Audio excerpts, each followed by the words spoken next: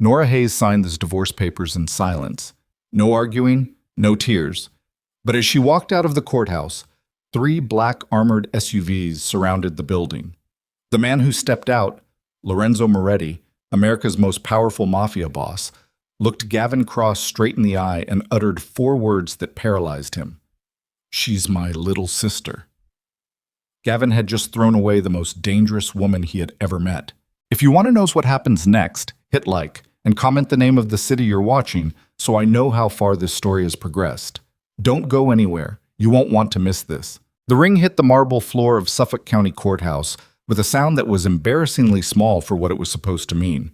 It skipped once, twice, rolled in a lazy half circle beneath the plaintiff's table, and came to rest against the baseboard like a piece of loose change that wasn't worth picking up. Gavin Cross watched it stop and felt nothing except a slight irritation that it hadn't gone farther. He'd meant for it to land out in the center of the aisle. He'd rehearsed the gesture in the mirror of his Back Bay penthouse 3 times that morning. It was supposed to feel cinematic, final, the punctuation mark on 12 years of a mistake he'd been too proud to admit until recently. Instead, it just looked petty. Nora didn't flinch. That was the thing about her that had always gotten under his skin. The way she refused to perform distress for him.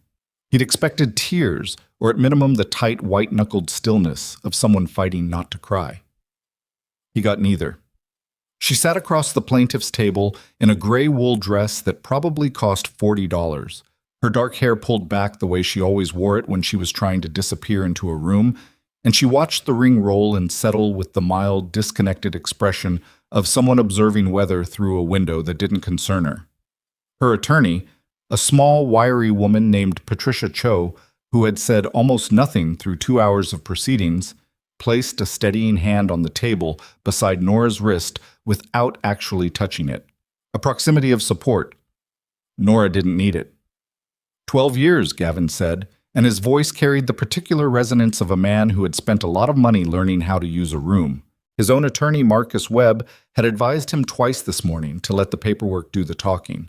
Gavin had smiled and nodded and intended to do exactly as he pleased. 12 years, and what did you contribute, Nora? Honestly, what was your contribution to any of this?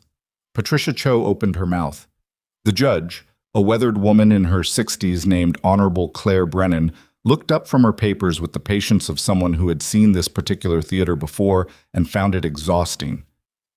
Mr. Cross, Judge Brennan's voice was flat. We are finalizing terms, not conducting a eulogy. Gavin smiled.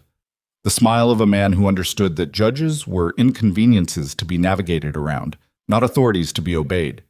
He was 43 years old, the CEO of Cross Meridian Technologies, a company he had taken from a 3-person startup in a Cambridge basement to a publicly traded firm worth $600 million. He had been profiled in Forbes twice. He owned homes in 3 states. He had spent the last 2 years of his marriage doing what men like him eventually did, building something newer and shinier and less complicated, in this case an executive assistant named Vanessa Doyle, who wore expensive perfume and never asked him hard questions. My client, Marcus Webb said smoothly, sliding a folder across the table, is prepared to offer a settlement consistent with Mrs. Cross's actual contributions to the marital estate, which our financial review has established as minimal. The terms include a one-time payment of $140,000, no ongoing support, and Mrs. Cross retains personal property as itemized in Exhibit C. Patricia Cho said quietly, the marital home alone appraised at $4.2 million. Mrs. Cross's name was not on the deed. Because Mr. Cross asked her to remove it in 2019, citing a restructuring of Patricia. Nora's voice was so low it barely registered in the room. Patricia Cho stopped. She looked at her client with an expression that suggested this was not the first time Nora had pulled this particular break, and that it frustrated her professionally every single time. It's fine, Nora said. It wasn't fine. Everyone in the room knew it wasn't fine. Judge Brennan's pen had paused above her legal pad. Marcus Webb looked at Nora the way predators look at prey that has stopped running, briefly confused, then recalculating. Gavin felt the faint unease of a man who has prepared extensively for a fight and found his opponent has simply declined to engage. Nora, he said, and despite himself, there was something almost genuine in his voice. Some residual reflex of the person he'd been before money taught him new habits. "I'm trying to make this clean." She looked at him then. Really looked at him, in a way she hadn't done in years, in a way that made him remember, suddenly and uncomfortably, that she had been the only person who ever saw him clearly and chose him anyway. "I know you are," she said. She picked up the pen and signed. The whole thing took 11 minutes from the moment the ring hit the floor to the moment Nora Hayes, she had already, quietly, reverted to her maiden name in her own mind, stood up from the plaintiff's table, reached beneath her chair, and lifted a manila folder that had been sitting there the entire time, unnoticed, like a detail in a room you don't register until suddenly it's the only thing you can see.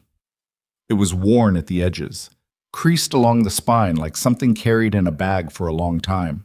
She tucked it under her arm, nodded once to Patricia Cho, and walked toward the courtroom's double doors without looking back at Gavin Cross, the marble floor, or the ring that was still lying against the baseboard where it had come to rest. Gavin watched her go and felt the particular lightness of a man who has just completed a transaction he believes was entirely in his favor. He would spend the rest of his life recalibrating that belief. Outside, the November air hit the courthouse steps like a reprimand, hard, cold, carrying the smell of the harbor and diesel exhaust and the particular gray misery of a Boston morning that has decided to be genuinely unpleasant about it. Nora came through the courthouse doors and stood at the top of the steps, and for just a moment, alone, without Patricia, without anyone watching, she let herself feel the full weight of what had just happened. 12 years. She'd been 29 when she married Gavin Cross, and 29 felt like a different person, a woman who had believed that love could be enough to compensate for the fundamental incompatibility of two people who wanted completely different things from the world. She hadn't been wrong to believe it. She'd just been wrong about Gavin being someone who was capable of wanting what she wanted. She breathed. Cold air filled her lungs. She exhaled and watched the vapor disappear. The manila folder was steady under her arm. Then the black SUVs came. Not one. Not two. 3 of them, identical, arriving from 3 different directions simultaneously with the kind of quiet coordination that spoke of professional planning rather than coincidence. They were the kind of vehicles that didn't have license plates you could read quickly and don't belong to anyone who needs to announce themselves. They pulled up to the courthouse with the unhurried authority of vehicles that have never once worried about a parking ticket, and they stopped, and for 3 seconds, nothing happened. Then the doors opened. The men who stepped out were large, dressed in black suits that fit too well to be off the rack, and moved with the careful, measured economy of people who are accustomed to anticipating violence rather than reacting to it. 6 of them arranged themselves on the courthouse steps and along the sidewalk with the practiced geometry of a security detail that knows exactly where all the angles are. Nora didn't move. She stood at the top of the steps and watched all of this happen the way you watch something you've been expecting for a long time. The rear door of the center vehicle opened last. The man who stepped out was tall. Not exaggeratedly so, but tall in the way that some men are tall where it functions as a kind of authority, where the physical fact of their height communicates something about how seriously they take up space in the world. He was in his mid-50s, with silver threading through dark hair, wearing a charcoal overcoat that probably cost more than most people's monthly rent. His face was the kind that had been handsome once, and was now something more interesting than handsome. Weathered, watchful, the face of a man who had learned to read rooms the way other people read books. Lorenzo Moretti walked directly toward Nora Hayes with the unhesitating certainty of a man who has never once been uncertain about where he belongs. On the courthouse steps behind Nora, Gavin Cross had appeared. He'd come through those doors just in time to see the vehicles arrive, and he stood now with Marcus Webb slightly behind him, watching this unfold with the baffled, vaguely annoyed expression of a man who believes he is the center of any given situation and is only just beginning to suspect that he might not be. Lorenzo reached Nora. Without hesitation, without performance, without the self-conscious quality of a gesture staged for an audience, he pulled her into an embrace that was immediate and unguarded, his arms coming around her the way people embrace someone they were afraid they might lose, or someone they haven't seen in longer than they wanted. Nora, who had not cried once during 2 hours of proceedings in which her marriage was formally reduced to a transaction, pressed her face into her brother's shoulder and breathed for a moment like someone who has been holding their breath for a very long time. Lorenzo stepped back, held her by the shoulders, looked at her face with the quiet, assessing attention of someone checking for damage. "You good?" he said. Just that. 2 words. "I'm fine," she said. He looked at her for another second like he wasn't entirely convinced, and then he turned. He looked at Gavin Cross with eyes that had the particular quality of coldness that isn't performed or affected, but is instead simply the natural resting temperature of a man who has spent 30 years making decisions that other people found very difficult to live with. "She's my little sister," Lorenzo said. He said it conversationally, quietly, without emphasis or threat, the way you state a fact about weather or geography. A thing that simply is, and has always been, and doesn't require anyone's permission or acknowledgement to continue being true. The color left Gavin Cross's face in stages. It started at his forehead and moved downward, the particular draining pallor of a man whose brain has just received information that contradicts every assumption his morning was built on and is working very hard to process the implications. Because Gavin Cross was a man who had made it his business to know things. He had teams of people, lawyers, researchers, a private security consultant he paid very well, whose job it was to ensure he was never surprised. He knew the valuations of competing firms before they were announced. He knew which city council members were available for the right kind of conversation. He knew things. He had not known this. He had known Nora Cross, technically, for the last 12 years, as a woman from a modest background in western Massachusetts, a woman who had worked as a librarian when they met, a woman with no family to speak of because she had described her family as complicated and distant, and Gavin, who had found family complexity personally relatable, had never pushed. He had known her as quiet and self-contained and intelligent in ways that had charmed him briefly before those same qualities began to feel like criticism by implication. He had known her as someone who did not make scenes, who did not threaten, who absorbed what life handed her with the stillness that he had, in the particular arrogance of men who mistake quietness for weakness, interpreted as an absence of power. Lorenzo Moretti was not a name that people in Gavin's world said casually. He was the kind of name that came up in certain conversations that Gavin had occasionally been adjacent to, in rooms he was invited into because of his money and his connections. Rooms where people discussed the way certain business interests in this country operated beneath the official architecture of the legitimate economy. Lorenzo Moretti was the kind of name that ended sentences, that answered questions, that, when it appeared in a conversation, made every other person in that conversation briefly reassess their choices. "I don't," Gavin started. "No," Lorenzo said. "You don't." He looked at Gavin for another moment with the calm, unhurried attention of a man who is deciding something he has already decided but is being thorough about it. Then he turned back to Nora, offered her his arm, and walked her down the courthouse steps toward the center vehicle. Gavin Cross stood at the top of those steps in the cold November air and watched the woman he had just publicly discarded walk away under the protection of one of the most powerful organized crime figures in the United States of America, and for the first time in a very long time, possibly the first time since he was young enough to be genuinely uncertain about anything, he had absolutely no idea what to do next. Marcus Webb, to his credit, said nothing. The SUVs left the way they'd arrived, without announcement, without urgency, simply gone, as though they'd never been there at all. Inside the middle vehicle, Nora sat with her brother in the particular silence of two people who understand each other well enough not to require immediate words. The manila folder was on the seat beside her. Lorenzo's eyes were on it. "You're going to tell me you handled it," he said. "I handled it." That's not an answer. "Lorenzo," she turned to look at him. "I handled it." He was quiet for a moment. Outside, the Boston streets moved past. The brownstones and the coffee shops and the ordinary machinery of a city that had no idea anything significant had just happened in one of its courtrooms. "He humiliated you in there," Lorenzo said. "Yes." "And you signed anyway." "Yes." Nora, I need you to hear me. Her voice was calm, but it carried something underneath it, something that had been accumulating for a long time, compressed and precise.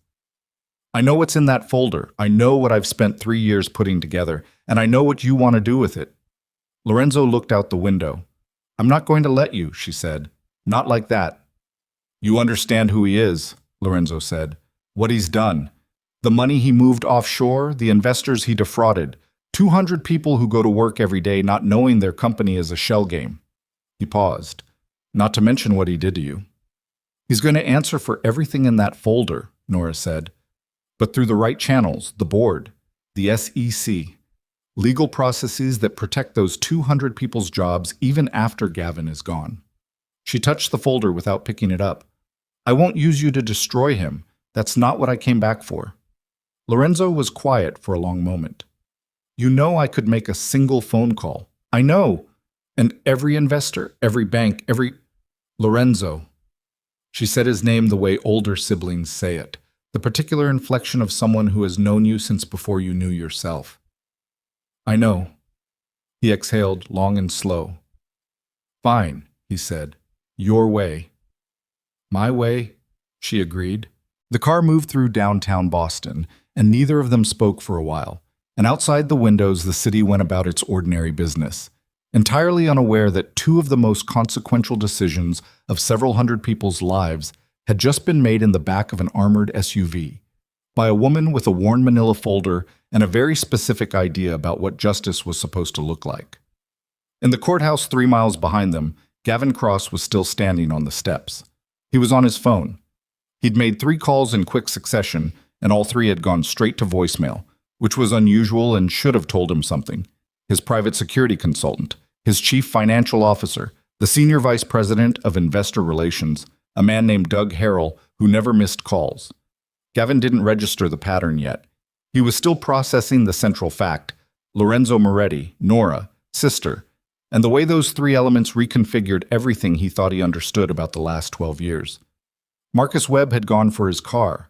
The courthouse steps were nearly empty. A few strangers passed below, callers up against the cold, not looking at him. His phone buzzed. Not a call. A text, from a number he didn't recognize. The folder she was carrying. You should think very carefully about what's in it. Gavin stared at the message. His 4th call, to Vanessa, connected on the first ring. Did you see the news? Was the first thing she said, and her voice had a quality he hadn't heard in it before. A thinness, a register of something close to panic, trying very hard not to be panic. What news? He said. What are you talking about? Nothing's happened yet. Gavin. Vanessa's voice dropped. 3 board members have requested an emergency meeting this morning, before noon. He looked at the phone in his hand.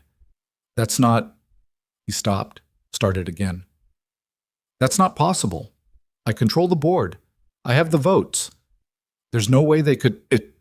Gavin. Her voice was different now, flat, careful.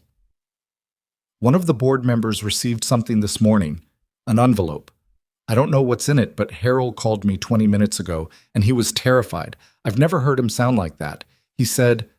She paused, and he heard her take a breath. He said, whoever sent it knew everything. The November air was very cold. Below the courthouse steps, a black car idled at the curb. It had been there when Gavin came out, and he hadn't paid attention to it, and now he looked at it and noticed that the engine was running and the windows were dark, and that it hadn't moved once in the 12 minutes he'd been standing here. He looked away. I need you to call Marcus, he said. His voice was almost steady. And I need you to say nothing to anyone about anything until I get back to the office. Gavin. Nothing, Vanessa. Do you understand me? A pause. Yes, she said. He hung up, put the phone in his pocket, looked out at the street where the black SUVs had been and weren't anymore. The thing about a manila folder, worn at the edges and creased along the spine as though it had been carried for a long time, is that it's a remarkably unassuming object. You could sit through 2 hours of divorce proceedings and never once think about it. You could write a check, metaphorically, for $140,000 and feel good about your generosity and walk out of a courtroom convinced you'd won and the folder could just sit there beneath the table, completely unremarkable. You'd never know. You'd never know until a board member opened an envelope and a CFO called someone in a panic, and a phone went straight to voicemail, and by that point the folder was already across town in an armored vehicle, and the woman who'd been carrying it was somewhere above New England in a private jet, looking out a window at the gray Atlantic below, with 3 years of her life's careful work already beginning to do exactly what she'd designed it to do. But Gavin didn't know any of that yet. He stood on the courthouse steps in the cold and thought about a woman who had never argued, never threatened, never once given him a single reason to believe she was anything other than what she appeared to be. And he tried very hard not to think about the fact that men who have underestimated quiet women have always, in the end, paid for it. His phone buzzed again. A different number. He looked at the screen. It was the chairman of his board. Gavin Cross answered the call with a steady hand and a gut that had gone cold as the November air. And in the moment before the chairman spoke, in the single second of silence on the line, he felt, for the first time in 12 years, genuinely, completely afraid. The board chairman's name was Richard Calloway, and he'd been with Cross Meridian since the Series B round, back when the company was still small enough that everyone knew everyone, and Gavin Cross was still the kind of man who remembered your wife's name and your kid's school. That was a long time ago. Calloway was 61 now, with the careful, deliberate manner of a man who had survived multiple market crashes by being the least emotional person in any given room, and when his voice came through the phone, it carried something Gavin had never heard in it before. Not anger, not even concern. Fear. "We need you in the building," Calloway said. "Not this afternoon. Now." "Richard, I'm Gavin." The way he said the name left no room for negotiation. "I have David Park and Susan Mercer already in the conference room. We've been contacted by someone who claims to have material relevant to the company's financial reporting. Significant material. I need you here in 20 minutes." Gavin's jaw tightened. David Park was the audit committee chair. Susan Mercer was the board's outside legal counsel. The specific combination of those two people in a conference room was not a combination that preceded good news. "What kind of material?" Gavin said. A pause. Brief but weighted. "The kind that requires you to be here in person," Calloway said. "Not on the phone. Here." The call ended. Marcus Webb was still on the courthouse steps, keys in hand, when Gavin reached him. The attorney read his face with the practiced efficiency of someone who has been reading clients' faces for 30 years and has learned to distinguish between the various categories of bad. "How bad?" Webb asked. "I don't know yet." "That's the worst kind," Webb said. They took Webb's car. Neither of them spoke for the first 6 blocks. The Boston traffic was the ordinary mid-morning kind. Delivery trucks, cabs, the grinding, indifferent machinery of a city that had no interest in anyone's personal crisis. Gavin watched it pass and tried to think clearly, and found that the image of Lorenzo Moretti's face kept interrupting his thinking. Those cold, assessing eyes, the way he'd looked at Gavin, with the specific quality of a man who has already made a decision and is simply observing the consequences unfold. "She's my little sister."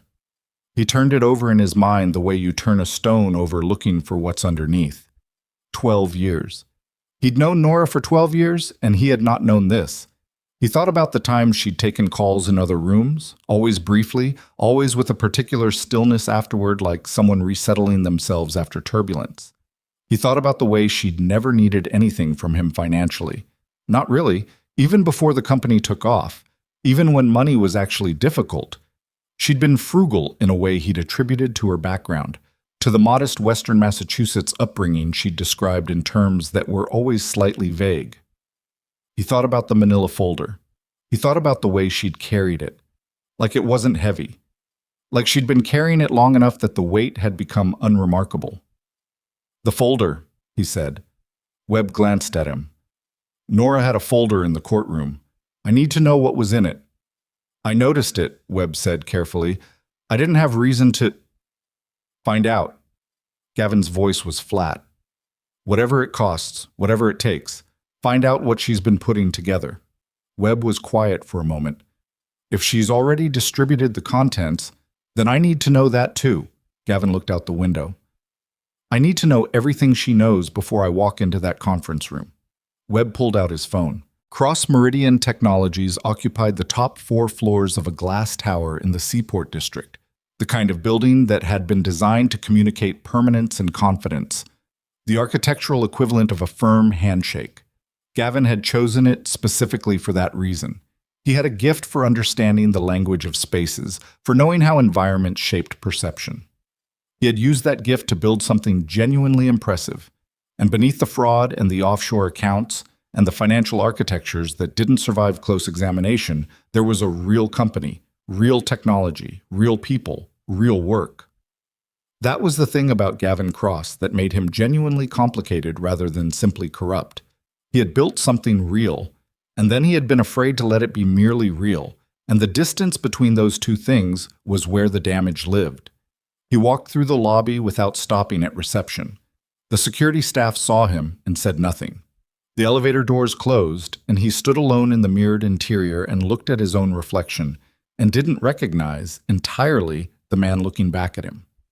The 42nd floor conference room had floor-to-ceiling windows that looked out over the harbor. On a clear day, it was a view that made people stop talking and just stand there for a moment, which was part of why Gavin had always used this room for negotiations. The view gave him a half-second of control over anyone who hadn't seen it before. Today the harbor was gray and choppy, and the clouds were low and the view just looked like weather. Richard Calloway was standing at the head of the table. David Park sat to his left, a thin man in his 50s with wire-rimmed glasses and the specific kind of composure that accountants develop when they have been looking at numbers that don't add up and are waiting to discuss them with someone. Susan Mercer was at the far end, a yellow legal pad in front of her, already half covered in notes. She had a way of taking notes that suggested she was documenting rather than simply recording, building a record, not just keeping one. On the table between them was an envelope, already open. The contents, a stack of documents, perhaps 30 pages, were fanned slightly, as though someone had gone through them quickly and then tried to restore them to order. Gavin looked at the documents. He looked at Calloway. "Close the door," Calloway said. Webb, who had come up with him, stepped forward. "Richard, as Gavin's counsel, I think it would be appropriate—" "Marcus?" Calloway's voice was not unkind. "Sit down." Webb sat. Gavin remained standing. He had learned a long time ago that the person standing in a room of seated people had a specific advantage, and habits built over decades don't dissolve just because the ground has shifted. "Who sent this?" he said.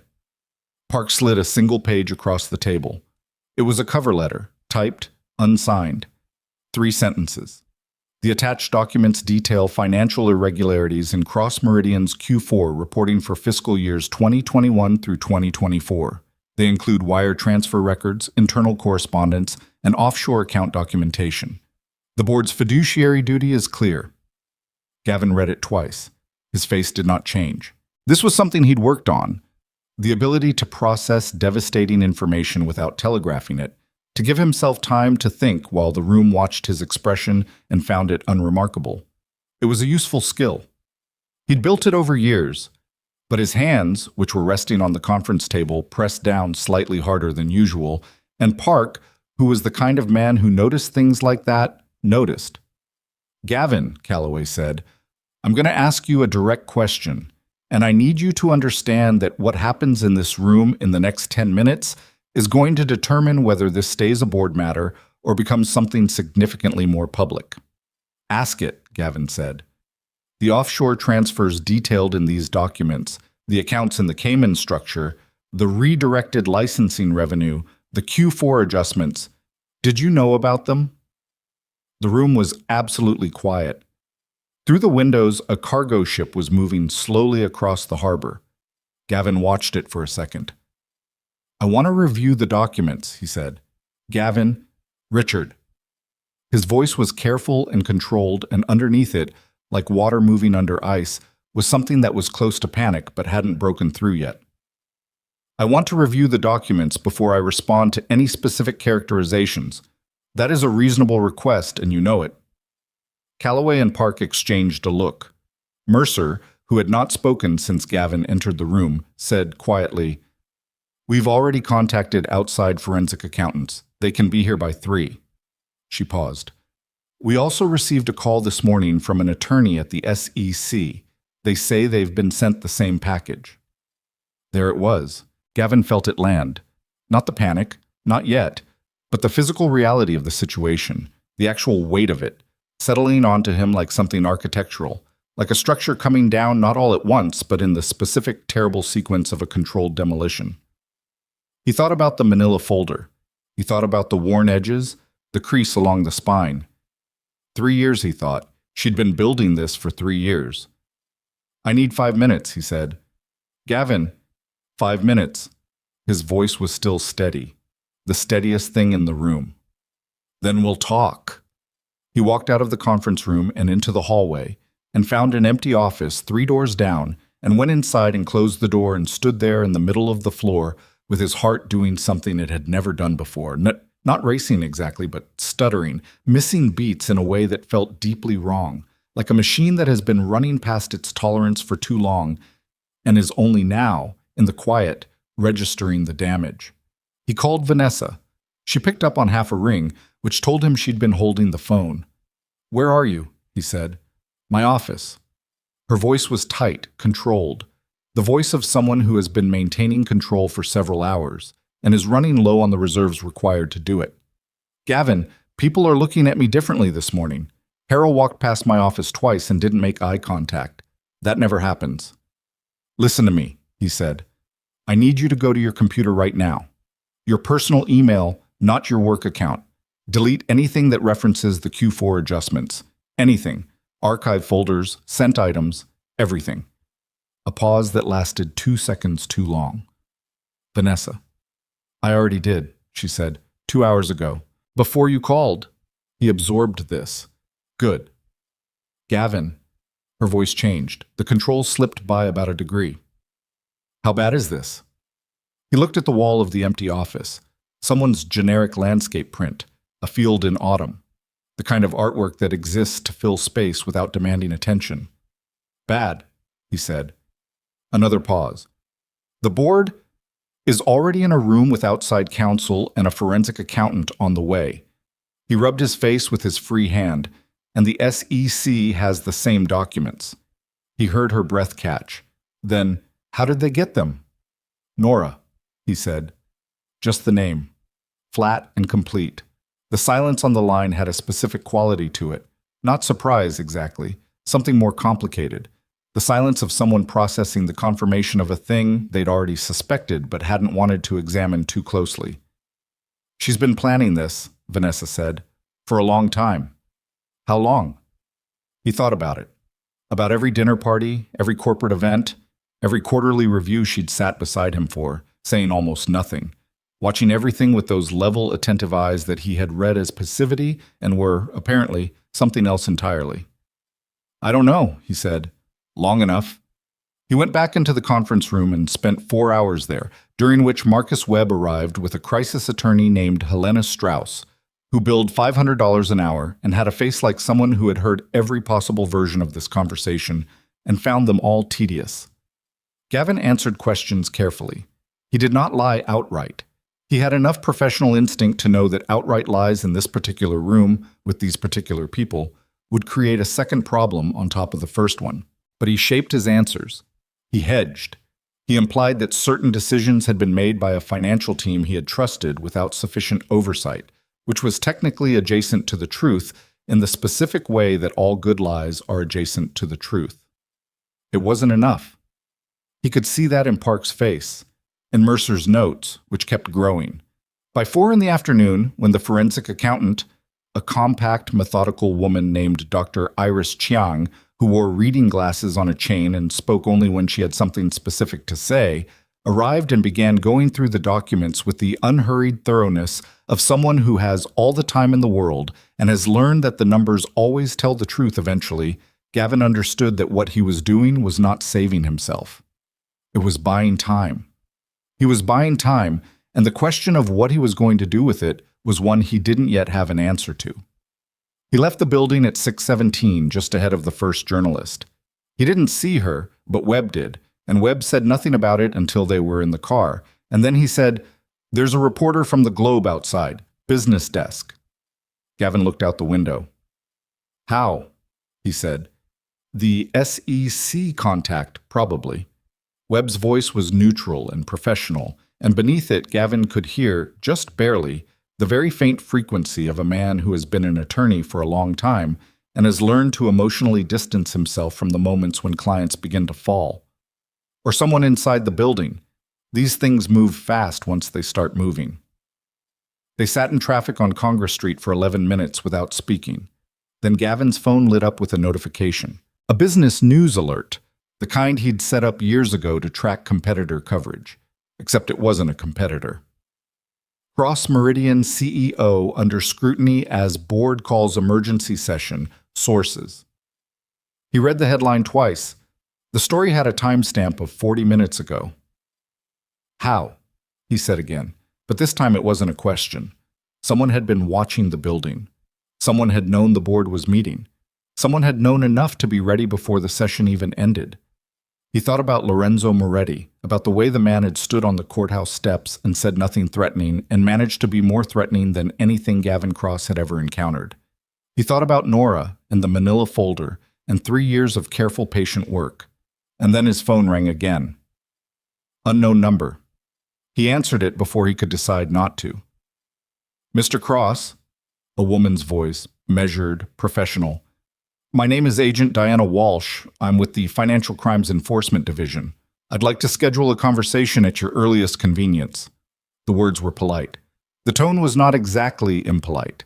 It was the tone of someone for whom courtesy is a tool rather than a reflex, applied in the specific way that people apply tools when they want results. "I'll have my attorney contact your office," Gavin said, on reflex because that was what you said. "Of course," Agent Walsh said. "We'd also like you to be aware that we've frozen the offshore accounts associated with the Meridian capital structure as of this afternoon, pending investigation. As a courtesy." She said as a courtesy the way people say things they mean ironically, but professionally. The call ended. Webb had heard enough. He was already typing on his phone, one-handed. Gavin sat in the back of the car with the frozen account notification on his screen and the first genuine understanding that the architecture of his life, the money, the company, the insulation of power and wealth that he had spent 2 decades building, had structural damage he had not fully appreciated until this exact moment, when he was watching it move from theoretical to real in real time. What he didn't know, because no one had told him and he hadn't yet found anyone who could, was that across town in a Beacon Hill townhouse that Lorenzo Moretti maintained as a Boston residence, Nora Hayes was sitting across from a woman named Greta Solano, who was an attorney from the legitimate firm Lorenzo retained for all interactions that needed to remain above the legal waterline, and they were discussing the second envelope. Not the one that had gone to the board. That envelope had been the financial documentation, the offshore accounts, the Q4 adjustments, the wire transfers. Clean, verifiable, devastatingly specific. The second envelope was different. "You understand," Greta said, "that if we send this one, it changes the calculus entirely. The first envelope is about the company. The second one is about the employees," Nora said, "among other things." Greta looked at her over the rim of her reading glasses. "The communications between Cross and Doyle that you included in the second package, the ones discussing the restructuring plans. If the board sees those, it won't just be about financial fraud anymore." Nora was quiet for a moment. The restructuring plans. She'd found them 18 months ago, buried in a backup drive that Gavin had stopped using and left in a box in the home office he rarely visited. It had taken her 3 weeks to access it. The documents inside had taken another 3 weeks to fully understand. When she did understand them, when she grasped the full shape of what Gavin and Vanessa had been planning, the workforce reduction, the asset stripping, the plan to hollow out the company's core operations and sell the intellectual property to a competitor at a premium while 200 people were handed termination notices on a Friday. She had experienced something that wasn't exactly anger and wasn't exactly grief, but occupied the specific space between them where people sometimes make decisions that change everything. She had not told Lorenzo, not because she didn't trust him, but because she knew exactly what Lorenzo would have done with that information, and it would not have looked like the inside of a courtroom. "Send it," Nora said. Greta looked at her for a moment. This triggers the full board response. They'll almost certainly remove him. I know. His attorneys will argue, Greta. Nora folded her hands on the table. They were steady, completely still. Send it. Greta nodded once and reached for the phone. Upstairs, Lorenzo was having a different conversation. His was conducted standing, which was how he conducted all conversations he found genuinely significant, moving slowly between the window and the far wall of the study, like a man who thinks better on his feet. Across from him sat a man named Caruso. No first name ever used in Lorenzo's presence, just Caruso, who handled the specific category of situations that required resources and discretion that couldn't be sourced through legitimate channels. The Doyle woman, Lorenzo said. Caruso waited. She's going to panic. Lorenzo stopped at the window. She's already panicking. Scared people do unpredictable things. You want her watched. I want to know if she does anything that affects my sister's interests. He turned from the window. Nothing more than that. Nora's managing this her way. I've agreed to that. Caruso nodded slowly. The specific quality of his nod communicated that he understood both what was being said and the significant category of things that weren't being said. And Cross himself? Caruso asked. Not our problem tonight, Lorenzo said. He'll do what scared men do. Run in a direction. We'll see which one. He was right about that. Across the city, in the Back Bay penthouse, Gavin Cross was doing exactly that, running in a direction. The direction was toward Vanessa, who had come to the penthouse at 7 and was now sitting on the white couch in the living room that Nora had furnished, and the decorator had subsequently refurnished at Vanessa's suggestion, holding a glass of wine with both hands the way people hold things when they need their hands to have something to do. We need to align our stories, she said. We don't have stories. We have facts. He was pacing. He'd been pacing since she arrived. The documentation she gave them is real, all of it. Vanessa was quiet. There's nothing to align, he continued, because there's nothing to contradict. She had everything. She can't have had everything. She had the offshore structure. She had the wire transfers. She had the Q4 internal memos, Vanessa, which means she had access to my internal communications at some point. He stopped pacing. How? The word landed in the room. Vanessa looked into her wine. I don't know. Think. Her jaw tightened. I said I don't know. With 3 years of documentation from a woman who supposedly had no idea what was happening inside this company, and you don't know how I said I don't know. Her voice cracked on the last word. She set the wine down hard enough that it nearly tipped. Gavin, stop looking at me like that. Like what? Like I'm the problem here. She stood up. You built the structure. You moved the money. You made the plans. Her voice was getting louder, and she seemed to know it and not be able to stop it. I helped. Yes, I was part of it, but don't stand there looking at me like this started with me. He looked at her for a long moment. No, he said. It didn't start with you. The air between them shifted slightly. It started, he said, the day I married a woman I didn't understand and spent 12 years assuming that meant she had nothing to understand. Vanessa sat back down. The anger moved out of her face as quickly as it had arrived, replaced by something more complicated. Fear, yes, but beneath it something that might have been a kind of bleak recognition, the look of someone seeing clearly for the first time and finding the view worse than they expected. What do we do? She said. Quietly now. He opened his mouth to answer. His phone lit up with a notification. Then another. Then 3, in rapid succession. He looked at the screen. The messages were from 5 different board members, arriving within seconds of each other, with a uniformity that could only mean they'd been triggered by the same event. They'd all received something at the same time, something that had prompted them all independently to reach for their phones and contact him immediately. The text from Calloway came in last and said only, "Call me, now." Gavin Cross stood in his living room in his expensive penthouse above the Back Bay, with his phone lighting up like something on fire, and understood, with the specific, sick clarity of a man whose understanding has arrived about 4 hours too late to do him any good, that the first envelope had been the warning. Whatever had just landed in the board members' phones and inboxes was the thing Nora had actually been saving, And this time, he had a feeling there was no version of the next conversation that ended with him still in charge of anything at all. Calloway picked up on the first ring, which meant he'd been holding the phone. "Tell me what you just received," Gavin said. No preamble, no performance. He was done with performance tonight. "A second package." Calloway's voice had changed since the afternoon. The fear was still there, but it had been joined by something harder. The particular tone of a man who has moved past the shock of bad news and arrived at the cold, functional anger of someone deciding what comes next. Different from the first one. More personal. Define personal. A pause. Long enough to mean something. "There are communications, Gavin, between you and Doyle, going back approximately 2 years. Another pause. "The restructuring documents, the workforce reduction plan, the IP sale conversations with Hendricks Group." The Hendricks Group. Gavin went very still.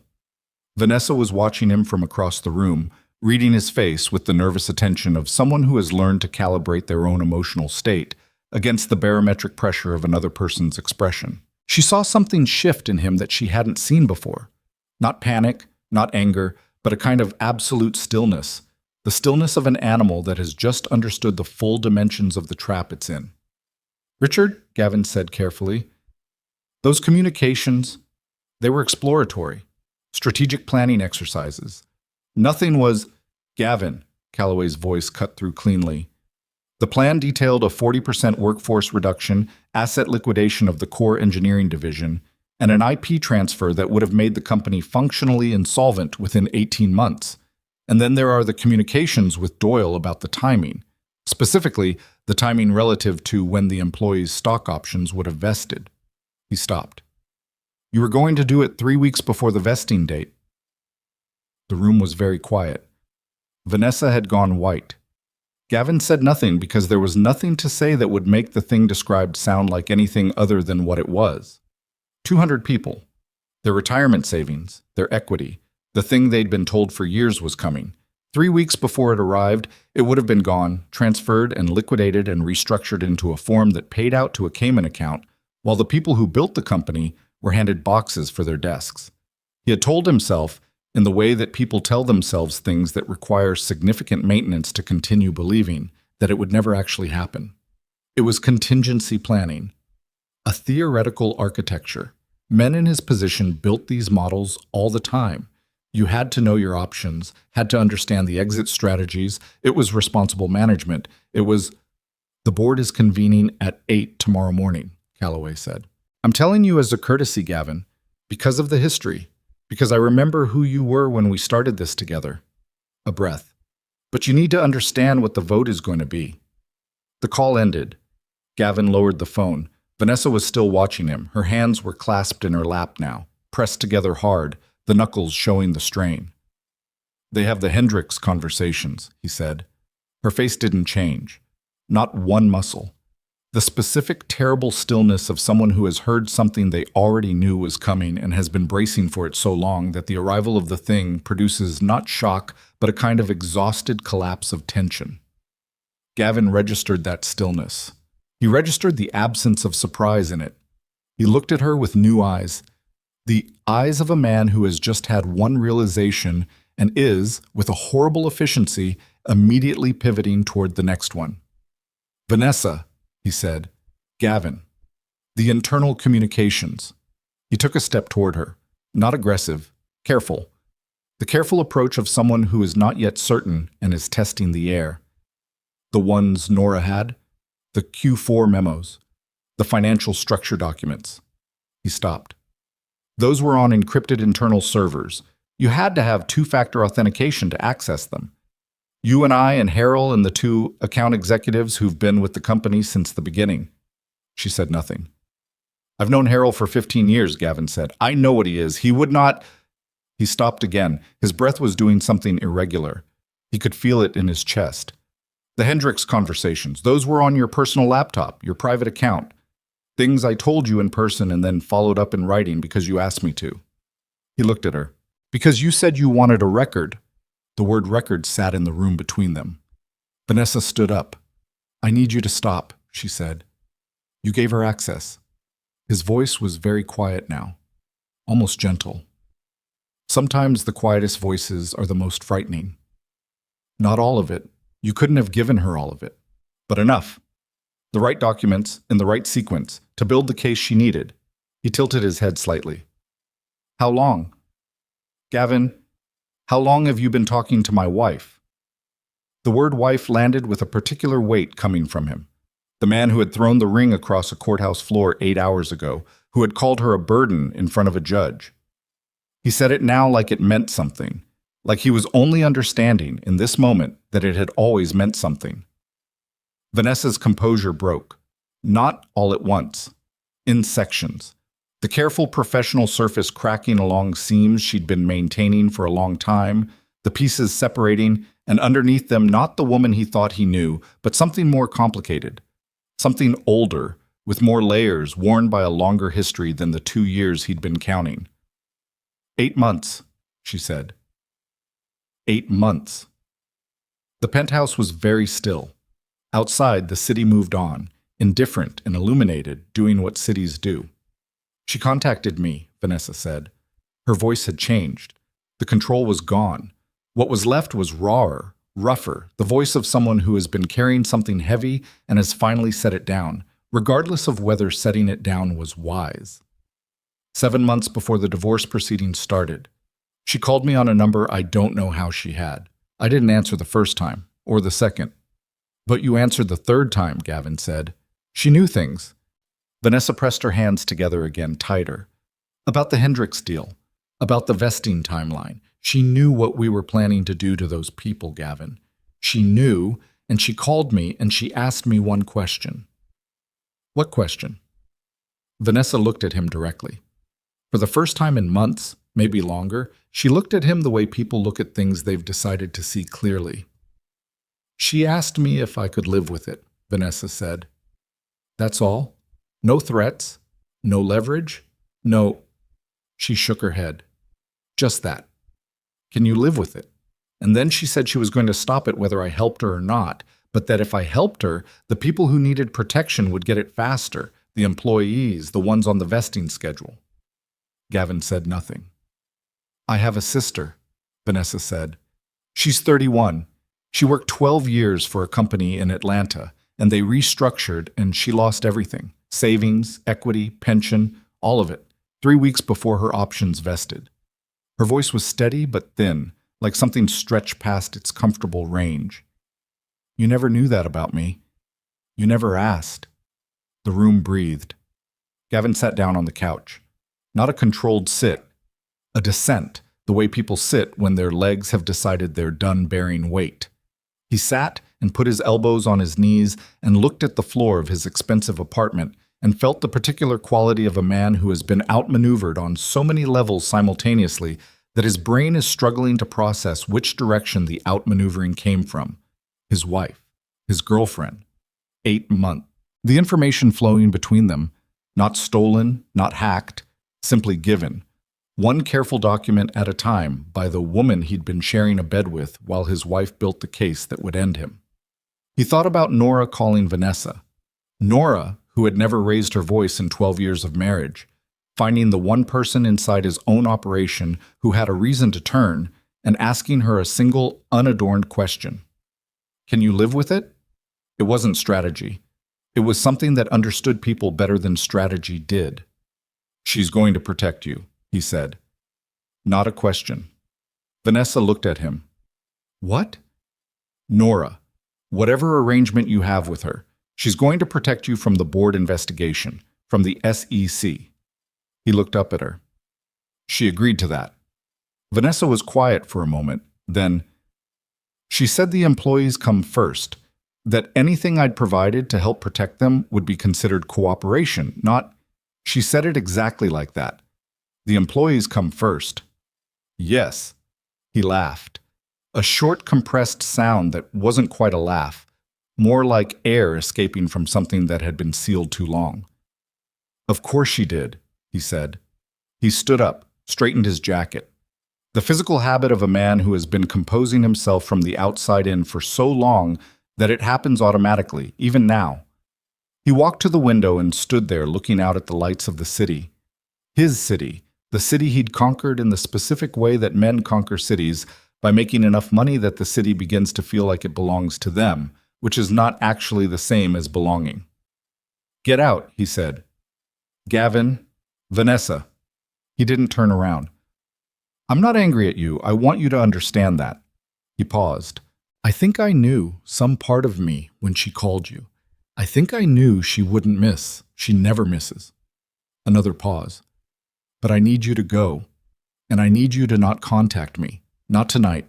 Not for a while." He heard her pick up her bag, heard her hesitate at the door.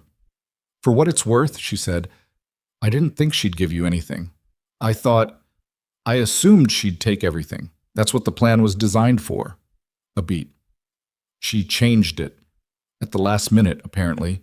She added the protection parameters for the employees. She told the forensic attorney what to exclude. She built in the board review structure that keeps the company viable." Vanessa paused. "She protected the company, Gavin. The company you built. Even after what you did to it." The door closed. Gavin stood at the window for a long time. The night was clear enough that he could see the harbor, the same harbor he'd looked at from the conference room this afternoon, when a forensic accountant was going through his financial records and a board chairman was asking him questions he couldn't answer honestly. He'd built this view. He'd chosen it, paid for it, earned it in the most literal sense. It was the direct result of 20 years of work, of a genuine idea that had become a genuine company, corrupted at some point by his fear that genuine wasn't going to be enough. His phone buzzed. Not a call this time. A notification from a financial monitoring app, the kind that tracked account balances and flagged unusual activity. He'd set it up years ago to watch competitors. He looked at it now. The notification was about his personal accounts, not the offshore structure. Those were frozen. Walsh had told him that.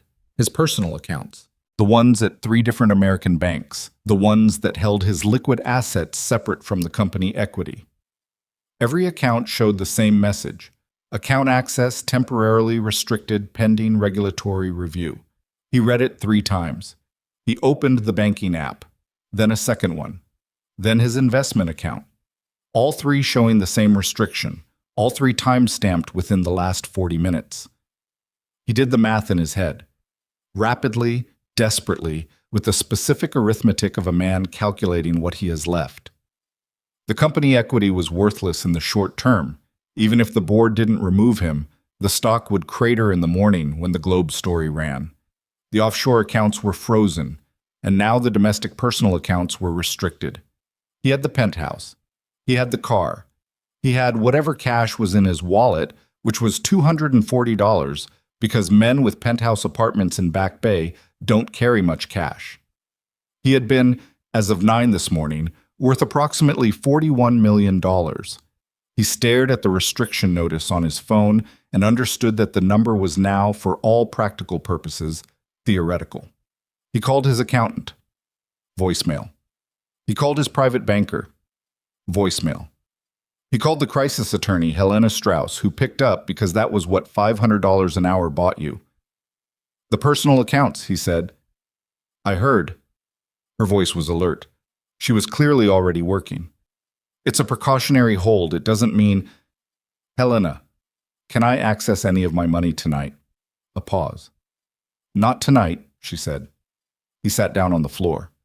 Not the couch.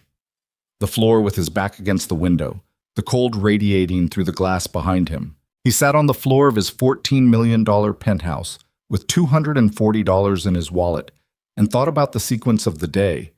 The courthouse, the ring on the marble floor, the folder under Nora's arm, the board meeting, the second envelope, Vanessa, and now this. Not chaos. He understood that now. Not chaos at all. A sequence. Each element precisely placed, precisely timed, each one triggering the next like a mechanism that had been wound and set, and all it needed was the right moment to be released. The divorce proceedings. That had been the moment. The moment she walked out of that courtroom with the folder was the moment she released the mechanism, and every domino he was watching fall had been standing in its position for months, years, waiting. His phone rang. Unknown number. He answered it because he had stopped having the energy to be selective. Mr. Cross, a man's voice, not Agent Walsh, someone new. My name is Thomas Greer. I'm a partner at Greer Whitfield. I'm reaching out on behalf of a client who has an interest in your current situation. Who's your client? Gavin said. I'm not authorized to name them tonight. What I can tell you is that my client is aware of the board's likely action tomorrow morning and is in a position to make a significant acquisition offer for Cross Meridian within the next 72 hours. A pause. An offer that would result in considerable personal benefit to you, under the right circumstances. Gavin's eyes were closed. His head was back against the cold glass. What kind of offer? The kind that prioritizes asset value over operational continuity, Greer said carefully. My client is primarily interested in the IP portfolio and the core engineering patents. The operational infrastructure, the offices, the staff arrangements, would be subject to restructuring post-acquisition. Subject to restructuring. 200 people, their jobs, their equity, their vesting schedules that were now, in the chaos of the day's events, more precarious than they'd been this morning. Gavin opened his eyes. I'll have my attorney contact you, he said. The reflex again. The professional reflex that runs on its own track beneath the disaster. Of course. One more thing, Mr. Cross. Greer's voice was pleasant in the practiced way of attorneys who have learned to deliver bad news cheerfully. My client asked that you move quickly. There is another party that has expressed interest in the company. A legitimate acquisition through a corporate structure. My client's offer would need to precede that one, and the board vote tomorrow morning somewhat constrains the timeline. Who's the other party? Gavin said. I'm not in a position. Who is it? A brief pause. A multinational firm called Harwell Partners, Greer said. European-based, recent American expansion. They've been very quiet about it, but they've apparently been watching Cross Meridian for some time. He paused again. They seem particularly interested in the company's operational integrity. Employees, culture, continuity. The word continuity carried a faint note of professional skepticism, as if Greer found the concept slightly quaint. My client's offer, by contrast, is cleaner, simpler, more immediately lucrative for the relevant stakeholders. The call ended. Gavin sat on the floor for another minute. Then he got up, walked to his desk, opened his laptop and typed Harwell Partners into a search engine and spent 20 minutes going through what existed publicly, which was not much, but which included a corporate registration in Luxembourg and a U.S. subsidiary registered 18 months ago in Delaware, with a Boston office address, and a board of directors that was a list of legitimate names from the European corporate world, and at the bottom of the Delaware registration, listed as a passive investor in the American subsidiary with a stake of just over 40%. A holding company called Moretti Capital Advisors, LLC. Gavin Cross sat very still and looked at the screen. Lorenzo Moretti wasn't just sending armored SUVs and cold stares. He was maneuvering on the financial board with the same quiet patience that his sister had demonstrated in 12 years of marriage. Building, positioning, waiting, and then offering not a threat but a choice. A clean, legitimate, above-board choice between two acquisition offers. One that would gut the company and pay Gavin well, and one that would protect every employee and pay Gavin considerably less. He had been wrong about the nature of the attack. He'd been watching the front door while the real move came through every other entrance simultaneously. Nora hadn't wanted to destroy him. She'd wanted to architect a situation in which his only remaining choice was between his money and his humanity. She was going to make him choose. Publicly. In front of a board he no longer controlled, with 200 people's futures on the table and the cameras from the globe waiting outside. And she was going to do it without Lorenzo making a single threat, without a single act of violence, without anything that could be characterized as coercion, because the offer would be genuine, Harwell would be legitimate, and the decision would be entirely, completely, damnably his. Gavin Cross stared at the Moretti Capital Advisors listing on his laptop screen and felt something move through him that he had not felt since he was young and broke and building something real in a Cambridge basement. Something that felt distantly and uncomfortably like being seen. His phone rang again. This time he recognized the number. It was Doug Harrell, his CFO. The man who had not returned calls all day, who had apparently been terrified since this morning when an envelope arrived. Gavin answered. "Doug," he said, "I need to tell you something." Harold's voice was shaking, not with fear, with the particular tremor of someone who has been holding something back for a long time and has finally reached the point where holding it back costs more than releasing it. "I need to tell you something I should have told you 6 months ago." Gavin waited. "She came to me," Harold said. "Nora, last spring. She came to me and she had documents. I don't know how she got them. I still don't know. And she showed me what the Hendricks deal was going to do to the pension structure for the non-executive employees, the ones below VP level, the ones who trusted." His voice cracked. "I have people on my team who've been here since we were 12 people in Cambridge, Gavin. People who turned down other jobs because I told them this company was going to take care of them." Gavin closed his eyes. "She asked me to provide her with the internal Q4 documentation," Harold said. "She said she had everything else. She just needed the financial reporting trail to make the SEC case airtight. She said—" He stopped, started again. "She said she would make sure nobody in finance was implicated, that the investigation would be scoped to protect the department heads who weren't part of the Hendricks planning." A long pause. "I gave her what she asked for. I've been waiting every day since for the moment you found out. I'm sorry. I know that doesn't—" "Doug." Gavin's voice was very quiet. Harold stopped. "How many people on your team knew about the Hendricks vesting timing?" Gavin asked. A pause. 3. Maybe 4. Did any of them know what it meant? What we were planning? A longer pause this time. "I think they suspected," Harold said. "They didn't say anything to me, but I think they knew." Gavin sat with that for a moment. The picture it painted of his own company, the people who had worked for him, who had said nothing, who had watched and suspected and gone to their desks every day and done their jobs while carrying the weight of what they thought might be coming. "Go home, Doug," he said. "Gavin, go home. Get some sleep. Be at the board meeting tomorrow." He paused. "And Doug, whatever happens tomorrow, you did the right thing." He ended the call. The penthouse was very quiet.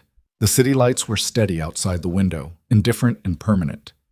Gavin Cross sat in the wreckage of the most carefully constructed life he knew how to build and understood, with a clarity that felt almost physical, that tomorrow morning's board meeting was not a trial.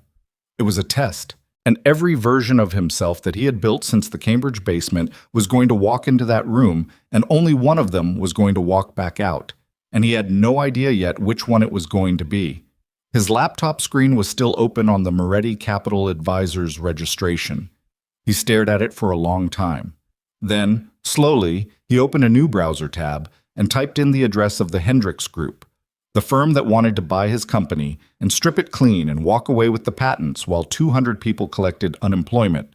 And he sat there looking at their website, at the clean corporate language and the confident photography and the mission statement about maximizing value for stakeholders. And something moved in his chest that wasn't quite guilt and wasn't quite grief, but was in the same neighborhood as both. He was still sitting there at 2 a.m. when his phone buzzed one final time. No number, a text from an address that was nothing but digits. "The board meets at 8. You have one vote left that matters. Think about who you were before you were afraid." He stared at the message. He knew who had sent it, knew it the way he knew almost nothing else with certainty tonight. He put the phone face down on the desk and sat in the dark of his expensive, empty apartment, and for the first time in 12 years, in the silence that Nora Hayes had always been comfortable with, and he had always filled with noise, he simply sat and thought. He didn't sleep, not a single hour. He sat at the desk until 4 a.m. and then moved to the window and stood there until 6 and watched the city transition from darkness to the particular gray half-light of a Boston November dawn that doesn't so much arrive as accumulate. Light building slowly behind the clouds until suddenly there's enough of it to see by, though the sun itself never actually appears. At 6:15 he showered. At 6:40 he put on a suit, not the best one, not the power suit he wore to quarterly earnings calls and investor presentations, but an older one, charcoal, slightly worn at the left cuff, One he'd kept without quite knowing why. He stood in front of the mirror and looked at himself for a long moment, and then left without eating. The building was different at 7:30 in the morning. The lobby security guard, a man named Arthur, who had been working the desk for 6 years and who Gavin had never once asked about his family, looked up when Gavin came through the doors and then looked away, which was new. Arthur had always made eye contact, had always said good morning. The looking away was a data point, and it landed. The elevator was empty. Gavin rode it to the 42nd floor and stepped out into a hallway that had 3 people in it who all found reasons to be looking somewhere else. The conference room was already occupied. Through the glass wall, he could see Calloway, Park, Mercer. Dr. Iris Chang, the forensic accountant, with a laptop open in front of her and stacks of printed documents arranged with the neat precision of someone who has been working since before dawn. 2 people he didn't recognize, attorneys from their posture, the particular way lawyers hold themselves in rooms where they are about to be useful, and at the far end of the table, a man in a dark suit who was not looking at his phone or his documents, but was simply sitting, hands folded, watching the door. Gavin didn't recognize him immediately. Then he did. Thomas Greer, the attorney who had called last night representing the unnamed client, the Hendricks Group buyer, the one who wanted the IP and the patents, and had no interest in operational continuity. He was here, in the room, already seated, already present, already positioned at the table as though he belonged there, which meant Calloway had invited him, which meant the board had already been in contact with the acquisition offer, which meant the vote this morning was not preliminary. It was final. Gavin pushed the door open. Every head turned. The quality of the attention in the room was the specific quality of people who have been discussing someone and have just been interrupted by the arrival of that person, the conversation still warm in the air between them. Gavin, Calloway stood. The gesture had the quality of a courtesy extended out of long habit rather than current warmth. Thank you for coming. It's my company, Gavin said. The words came out harder than he intended. He heard them land and didn't retract them. He sat down. Not at the head of the table, Waltz. Calloway was at the head, but in the middle of one side, which put him directly across from Thomas Greer, who met his eyes with the pleasant, neutral expression of a man who gets paid regardless of which direction things go. Before we begin, Mercer said, opening her legal pad, I want to be clear about the scope of this morning's session. The board has received 2 acquisition offers for Cross Meridian Technologies. We have also received the findings of Dr. Chang's preliminary forensic review. She looked at Gavin directly. And we have a resolution before us regarding the CEO position. Let's talk about the offers first, Gavin said. Calloway looked at him. Something shifted slightly in the older man's expression. Not surprise exactly, but a recalibration. The first offer, Mercer continued, is from Hendricks Capital Partners, represented here by Mr. Greer. The offer values Cross Meridian at $380 million with an 8% premium to the pre-announcement share price. Terms include IP acquisition and operational restructuring, Gavin said. I know the terms. Greer's expression didn't change. The second offer, Mercer said, is from Harwell Partners, a European-based multinational with an established American subsidiary. The offer values the company at $312 million, $68 million lower. She paused to let that land. Terms include full operational continuity, retention of all current employees at existing compensation levels for a minimum of 36 months, and acceleration of the employee stock vesting schedule to immediate full vesting upon acquisition completion. The room was quiet. Gavin looked at the table. The difference between the 2 offers was $68 million. $68 million, distributed primarily between himself as the controlling shareholder and the institutional investors. 200 people's jobs and their equity on one side. $68 million on the other. I want to see the Harwell corporate structure, he said. Park slid a document across the table without comment. Gavin looked at it. Harwell Partners. Luxembourg registration. Delaware subsidiary. The board of directors. The investor list. The 40.3% stake held by Moretti Capital Advisors, LLC. He studied the page as though he hadn't already spent 2 hours looking at it last night, because he needed the room to see him seeing it for the first time. The passive investor, he said, Moretti Capital. We're aware of the connection, Calloway said carefully. Are you? Gavin looked up at him. And the board is comfortable with that. The corporate structure is legitimate, Mercer said. Harwell has operated as a functioning multinational for 11 years. Their U.S. subsidiary has been audited twice by independent firms. There is no legal basis for— I'm not asking about legal basis. Gavin put the document down. I'm asking if the board understands who Lorenzo Moretti is. The room was quiet in a different way now. Greer, across the table, was watching Gavin with slightly more attention than before. Mr. Cross, Calloway said, the board's fiduciary responsibility is to evaluate the financial and operational merits of— Richard. Gavin's voice was quiet, but it cut through. I know who Lorenzo Moretti is. I met him yesterday on the courthouse steps. He's Nora's brother. He paused. My ex-wife's brother. And he is using a legitimate corporate structure to make a legitimate offer that would protect every employee in this company, their jobs, their vesting, their equity, because his sister asked him to. He looked around the table. I want that to be said out loud in this room. Not around, not implied. Out loud. The silence lasted several seconds. Then, unexpectedly, Park spoke. Does it change the offer's validity? No, Gavin said. Does it change the employee protections written into the terms? No. Then I'm not sure what you want us to say, Gavin. Gavin looked at him for a moment. David Park, the audit committee chair who had looked at Gavin's financial records yesterday with the expression of a man confirming something he had suspected for longer than he'd wanted to admit. Nothing, Gavin said. I just needed it said. Then the door opened. Not one of the attorneys, not a board member, not someone Gavin would have predicted. Vanessa Doyle walked into the conference room at 7:54 in the morning, wearing the specific look of someone who has made a decision they're not certain they can sustain and intends to sustain it anyway. Her hair was pulled back. Her eyes were clear in the particular way that eyes are clear after a night of crying, scrubbed clean, slightly raw at the edges, but steady. Behind her was a woman Gavin didn't recognize, mid-40s, practical suit, carrying a thin briefcase. Government posture. He'd been around enough federal people in the past 24 hours to recognize it. Agent Walsh is here at my request, Vanessa said.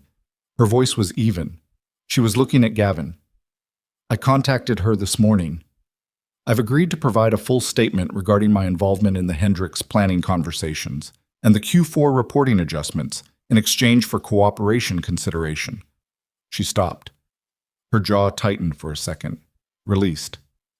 I'm not going to let you take this alone. That's not— She stopped again. That's not something I can do. Agent Diana Walsh set her briefcase on a chair along the wall and stood quietly, the way federal agents stand when they are not yet in the room professionally, but are about to be. Gavin looked at Vanessa. He thought about what she'd said last night. I have a sister. She worked 12 years for a company in Atlanta. And he thought about the text at 2 a.m. that he now knew Nora had sent. And he thought about the way the morning was assembling itself around him, each element arriving in sequence. And he understood that he was inside something that had been designed with the particular care of someone who understands not just strategy, but human beings. Nora hadn't just built a legal case. She'd built a moment. A specific, irreversible, public moment in which every person in Gavin Cross's life who had something left to lose or something left to prove would be in the same room at the same time. And Gavin would have to be the person he actually was in front of all of them. Sit down, Vanessa, Calloway said. His voice was tired but not unkind. She sat. Greer, across the table, was now consulting his phone under the table with the discreet urgency of a man texting his client that the situation had developed complications. Before we move to the vote, Mercer said, and she said it with the studied composure of someone determined to keep this morning on a procedural track regardless of what kept arriving through the door. I want to read into the record a statement that was submitted to the board this morning via Greta Solano, the attorney representing Nora Hayes. She picked up a single page. Gavin went very still. Ms. Hayes states the following, Mercer said. Quote, The purpose of the evidence provided to this board was not the destruction of cross-meridian technologies or the punishment of its founder. The purpose was to protect 200 employees whose financial futures were placed in jeopardy by decisions made without their knowledge or consent. I asked the board to consider the acquisition offer that best serves those employees. I asked that any investigation resulting from the forensic review scope its accountability to the individuals most responsible for the decisions made, and that it explicitly exclude lower-level employees and department heads who had no decision-making authority. I have no interest in the outcome of the vote beyond those two employees' protections. Whatever the board decides, I ask that it be decided on the merits of what serves the people who built this company, not on what serves anyone's desire for revenge, including my own. Mercer set the page down. The room was completely silent. Then Greer's phone buzzed, loud enough to be heard. He looked at it, pressed it flat against his thigh, looked up. If the board is ready to proceed to the vote, he said carefully, my client remains committed to the terms of its offer and is prepared to— Mr. Greer. Gavin's voice came out of him before he decided to speak. It was the voice from 2 a.m, the voice from 6 years ago in Cambridge when they were 12 people, and the money hadn't come yet, and what they had was just the work, just the actual thing they were building. What happens to the engineers? Greer blinked. I'm sorry? The engineering team, 43 people. Average tenure 8 years. Gavin's eyes were on him without aggression, with something more uncomfortable than aggression, something that required more from the person being looked at. What happens to them under your client's terms? Post-acquisition restructuring would be at the discretion of what happens to them. Greer's pleasant expression didn't waver. Realistically, in an IP-focused acquisition, the operational teams would be subject to review. They'd be laid off. The term, they'd be laid off. Gavin said it flat. Final. Within 90 days before their options vest. Mr. Cross, Greer said, your personal financial exposure and the differential between the two offers is, I know what it is. $68 million is, I know what it is. His voice was harder now. I've been doing this math since 2 o'clock this morning. The room was breathing in small, careful increments. Park had his hands flat on the table. Calloway was watching Gavin with the expression of a man watching something he'd given up expecting. Gavin looked at the Harwell document still in front of him. He looked at the Moretti Capital Advisors line. He thought about Lorenzo Moretti on the courthouse steps. She's my little sister. And he thought about Nora sitting across from him in a gray wool dress, watching a ring roll across marble, saying nothing, signing everything, walking out with a worn folder and 12 years of evidence that she had never once threatened to use. He thought about what it meant to build something real and then be afraid of it. He thought about the 43 engineers, about Doug Harrell's voice shaking on the phone last night, about Vanessa's sister in Atlanta, collecting unemployment at 31. He reached for the shareholder proxy form. His hand was not entirely steady. He was aware of it, the slight tremor, the physical tell that his body was registering what his mind had decided in the middle of the night, but hadn't said out loud until now. He picked up the pen anyway. Before I do this, he said, and his voice came out rough at the edges, I need to say something for the record. Mercer's pen was poised. I built something real, Gavin said. In the beginning, I built something that actually worked, that actually helped people do things they couldn't do before. And at some point, he stopped. The roughness in his voice was getting worse, and he pushed through it because stopping was not an option. At some point, I stopped trusting that it was enough, so I built something else on top of it. Something that was only about protecting myself from the possibility that the real thing might not be enough. He looked at the proxy form, the offshore structure, the Hendricks planning, the vesting timing. He looked up. I did those things. Not my team, not Doyle, not Harrell. The decisions were mine. I want that in the record, explicitly. Agent Walsh along the wall was writing. Vanessa was looking at the table. Calloway's face had something in it that Gavin hadn't seen there in years, something that might have been grief, or something adjacent to grief. The specific sorrow of a person watching someone they once believed in arrive very late, at the place they should have been all along. Gavin signed the proxy form. He slid it across to Mercer. Harwell Partners, he said. The room exhaled. Greer closed his briefcase with a quiet click. He stood, straightened his jacket, nodded once with the professional composure of a man who loses transactions the same way he wins them, without visible investment in either, and left the room. The board vote took 11 minutes. It was 4-0. The fifth board member, who had recused himself due to a conflict, had left a written proxy that went the same direction, making it 5-0, which was the kind of number that didn't require interpretation. Cross Meridian Technologies would be acquired by Harwell Partners. All employees retained. Full vesting accelerated. The company, the actual thing Gavin Cross had built in a Cambridge basement when he was 26 years old and still capable of believing that the work was enough, would continue. In the hallway afterward, as the attorneys were filing out and Mercer was on her phone and Chiang was packing her documents with the same methodical calm she'd brought to unpacking them, Calloway stopped beside Gavin. He didn't say anything for a moment. They stood looking out the window at the harbor, the same view Gavin had looked at yesterday afternoon when the world was a different shape. "You know," Calloway said finally, "when you called me the first time, 2009, you were 30. You had this pitch about document management infrastructure, and you were so—" He stopped, shook his head. "You were so sure it mattered, that the thing you'd built actually mattered. I believed you because of that. The certainty." Gavin said nothing. "I missed her," Calloway said. "Nora, all these years, I always thought she was—" He paused, choosing the word carefully. "Underutilized." Gavin looked at him. "She came to one board dinner. I think it was 2018. She sat next to David Park, and they talked for 2 hours about supply chain ethics, and he told me afterward he'd never had a conversation that good at one of our events." Calloway paused. "I asked her once what she did, and she said she was working on a project. I didn't ask what kind." He looked at Gavin. "I should have asked." He walked away. Gavin stood at the window. His phone buzzed. Marcus Webb. He let it go to voicemail. Then Helena Strauss. He let that go too. Then Doug Harrell, and he picked that one up because Harrell had earned it. "It's done," Gavin said. Harrell was quiet for a second. "Harwell?" "Yes." Another second. Then, very quietly, Harrell said, "Thank you." Just that. 2 words, the same 2 Lorenzo had said to Nora on the courthouse steps. Gavin couldn't say anything in response to that.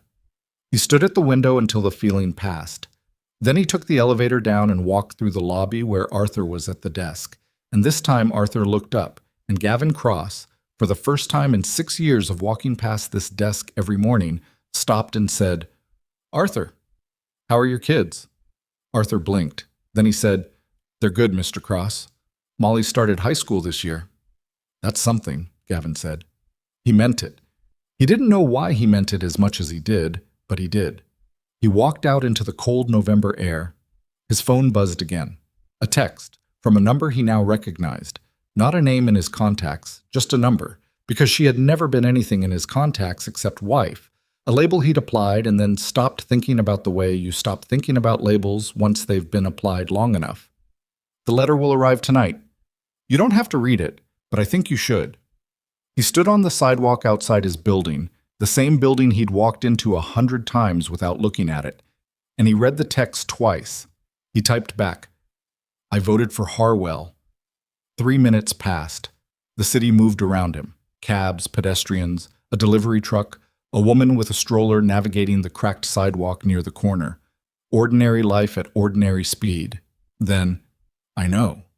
He stood there a moment longer. Then Agent Walsh appeared at his shoulder, which he had been expecting. She had the particular approach of a federal agent who has been professionally courteous throughout a process and is now moving into the phase where professional courtesy and legal obligation converge in a way that is somewhat less comfortable. "Mr. Cross," she said, "I'd like to schedule that conversation." "Yes," he said. "You can reach my attorney." He paused. "But I want to tell you something first. Without counsel, just—" He stopped. Exhaled. The cold air made it visible, a brief cloud that disappeared. "I want to tell you that the statement I made in the board meeting this morning, that the decisions were mine, I mean that. I'll say it again on record whenever you need me to." Walsh looked at him for a moment with the specific, evaluative attention of someone who has heard a lot of self-serving cooperation statements and is assessing where this one falls on the spectrum. "All right," she said, "and the offshore accounts, whatever the review requires." He put his phone in his pocket. "I'm not going to make this harder than it needs to be." She nodded once, the nod of a professional who doesn't offer praise or condemnation but registers information. She handed him a card and walked away.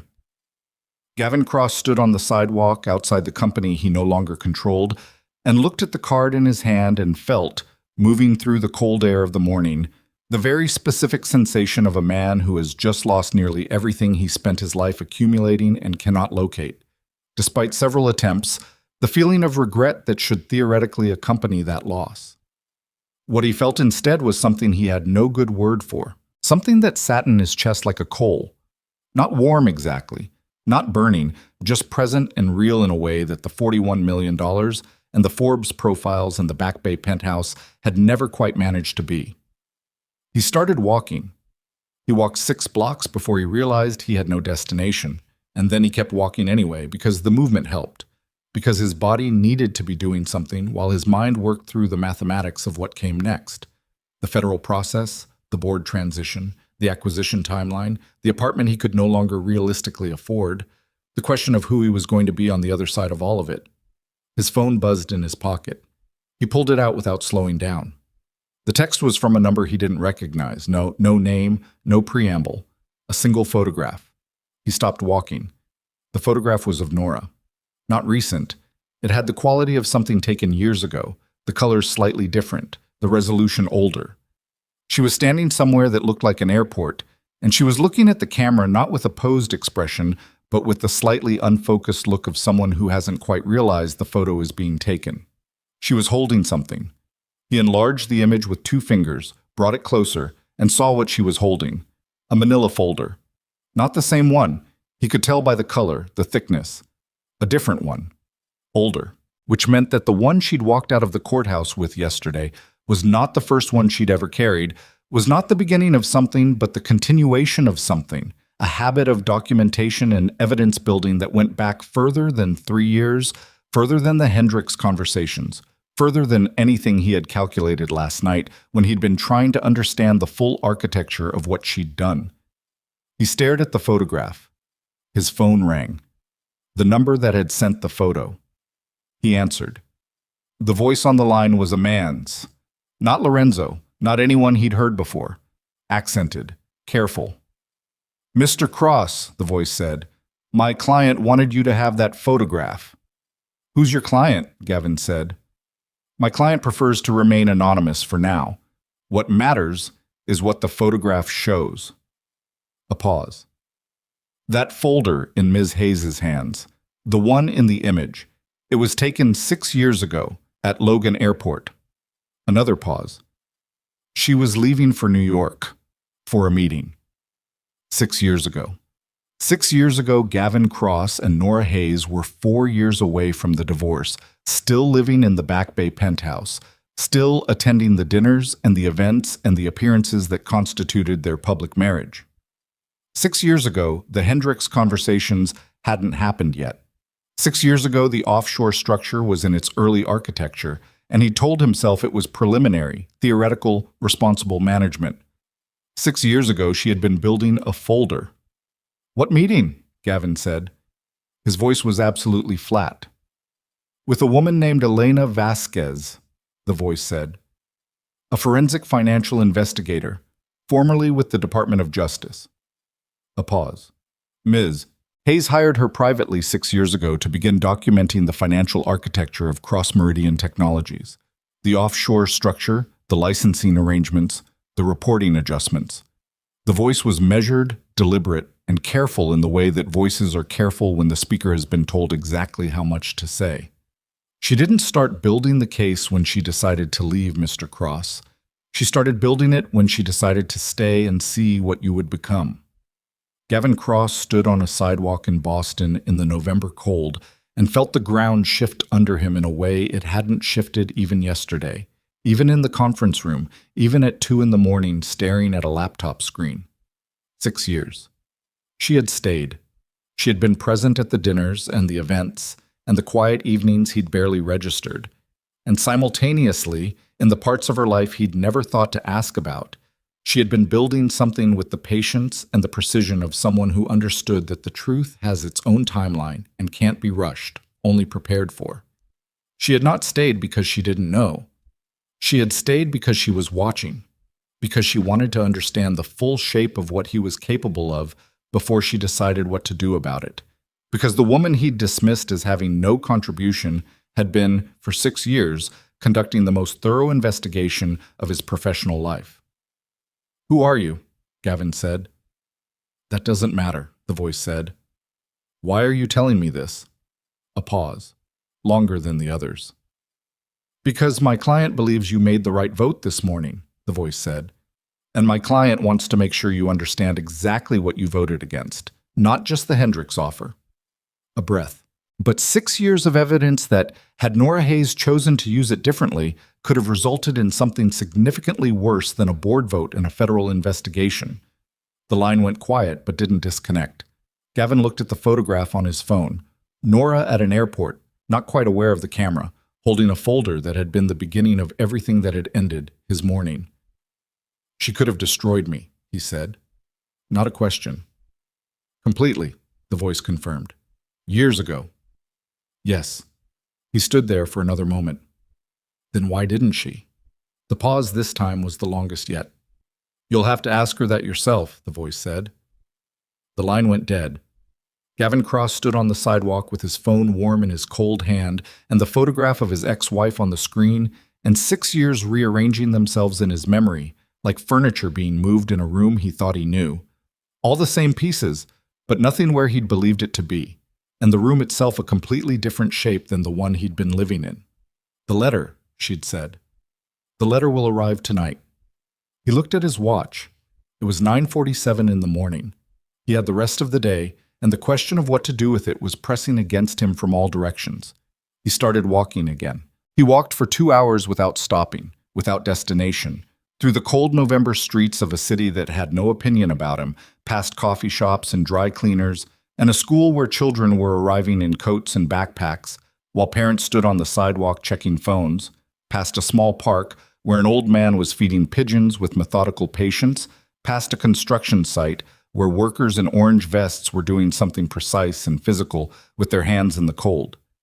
He walked until his feet hurt, until the cold had gotten into his jacket and his jaw ached from clenching against it, until he was tired in a way that had nothing to do with the sleepless night and everything to do with the particular exhaustion of a man who has spent 20 years moving in one direction and has just, in the space of a single morning, turned completely around. Then he found a diner. Not a restaurant, a diner, the kind with laminate tables and coffee and ceramic mugs, and a menu that hasn't changed in 30 years. And he went inside and sat at the counter and ordered coffee and eggs, and ate them slowly while the morning moved around him. And for the first time in longer than he could accurately remember, Gavin Cross sat in an ordinary place and was not performing anything for anyone. His phone buzzed at 11:30. A delivery notification. Not tonight. Now. A courier service requesting a signature. He looked at the address listed. The diner was 2 blocks away. He left a 20 on the counter, too much for what he'd ordered, but the woman behind the counter had refilled his coffee without being asked, and that seemed worth acknowledging. And he walked out into the cold and around the corner and found the courier, a young man on a bicycle who was checking his phone and looked up when Gavin approached. "Cross," the courier said. "Yes." An envelope. Letter-sized, cream-colored, sealed, no return address. His name in handwriting he recognized immediately, the precise, slightly leftward tilt of someone who had taught herself to write carefully because she'd believed, when she was young, that handwriting said something about who you were. The courier was already gone. Gavin stood on the sidewalk holding the envelope. He looked at it for a long time. Then he opened it. The letter was 2 pages, handwritten, the same careful script on the envelope. He read it standing on the sidewalk in the cold because sitting down felt wrong, felt like something that required a privacy and a stillness he wasn't ready to claim. She wrote the way she'd always spoken to him in the early years, directly, without decoration, without the careful management of his feelings that she'd learned to employ later as the marriage became something that required management. She wrote about the 6 years. She told him about Elena Vasquez, about the decision she'd made when she'd first understood the offshore structure, about the moment she'd chosen to stay and watch rather than leave and act. She wrote that she had not stayed because she loved him enough to wait. She had stayed because she needed to understand if there was a line he wouldn't cross. If there was a version of Gavin Cross, somewhere inside the one she'd married, that had enough of the original person in it to stop before the worst thing. She wrote, "I wanted to be wrong about what you were becoming. I stayed 6 years hoping to be wrong. I wasn't wrong about what you were becoming, but I was wrong about whether you could come back from it. That's what this morning told me." And then, "I don't love you. I want to be honest about that. I won't tell you what I feel for you now because I don't have a clean word for it. It's not love, and it's not hate, and it's not indifference. It's something that only exists between people who have known each other for a very long time and have hurt each other in ways that can't be repaired but can, eventually, be understood. I think, eventually, I will understand. I think you will too." And at the end, one paragraph. "Don't reach out to me. Not for a long time. You'll know when enough time has passed because it will feel different. Not like reaching out to fix something, but like reaching out just to reach out, which is what people do when the thing between them has finally settled into something honest. I'll be reachable when that happens. I think you'll know the difference. Take care of yourself, Gavin. I mean that with everything in me. Nora." He stood on the sidewalk for a long time after he finished reading. The cold was significant now. His hands were numb at the fingertips, the letter slightly warped from being held too tightly. A cab went past. A woman with a dog. 2 men in hard hats coming out of the construction site he'd passed 2 hours ago, laughing about something. He folded the letter carefully, put it in his inside jacket pocket, close to his chest, next to the worn fabric at the left cuff. He thought about what she'd written, about 6 years of watching, about a woman who had stayed in a difficult place not out of weakness, but out of the specific, disciplined patience of someone who needed to understand the full truth before she acted on it. About the vote this morning and what it had meant and what she'd said it told her. He thought about the line she'd written. "I was wrong about whether you could come back from it," and felt it move through him in a way that was not comfortable and was not meant to be comfortable, but was, underneath the discomfort, something he recognized as true. He started walking again. He didn't know where he was going. That was fine. That was possibly the most honest thing about the day. That he was moving without a destination. That the man who had always had the next 3 moves planned was, for the first time, simply in motion without a plan. And the city was receiving him without judgment, and the cold was what it was. And somewhere across town, a woman with a worn manila folder and 12 years of patience was already building whatever came next. His phone buzzed. He looked at it. Helena Strauss. He let it ring and kept walking, and the November morning moved around him, and everything he had built was behind him, and everything that came next was ahead, and for the moment, just this moment, the space between those 2 things was where he lived. Then Strauss called again, and he picked up, because the space between things doesn't last forever and there was work to be done, and he had decided sometime between 2 in the morning and the diner and the letter that he was going to do it differently this time. He just had to figure out what differently looked like. "Helena," he said. "We need to talk," she said. "Walsh's office called. They want you in for a formal session Thursday, and there's something else." A pause. The Harwell acquisition team reached out for an introductory conversation about the transition advisory role. Another pause. "They want to know if you'd be willing to stay on in a limited capacity, non-executive, mentorship-focused, no operational authority." He stopped walking. "Did they specify," he said carefully, "who requested that?" Strauss was quiet for a beat. The request came from the Harwell operational team, but the note attached to it mentioned that the suggestion originated with someone described as, she paused, and he heard the slight sound of her reading, "a person with a significant interest in the company's employee continuity outcomes." He stood on the sidewalk. He thought about 2 pages of careful handwriting and a woman at an airport 6 years ago with a folder under her arm, and the specific unreadable quality of a person who plans 12 moves ahead and still somehow manages to leave room for the people in the game to surprise her. "Tell them yes," he said. He put his phone in his pocket. He stood on the sidewalk in the cold for another moment, and then he turned and walked back toward whatever came next, and the city moved around him like it always had, indifferent, constant, entirely unimpressed. And the letter in his inside pocket was warm against his ribs, in the specific way that things are warm when they have been held close long enough. The federal process was not cinematic.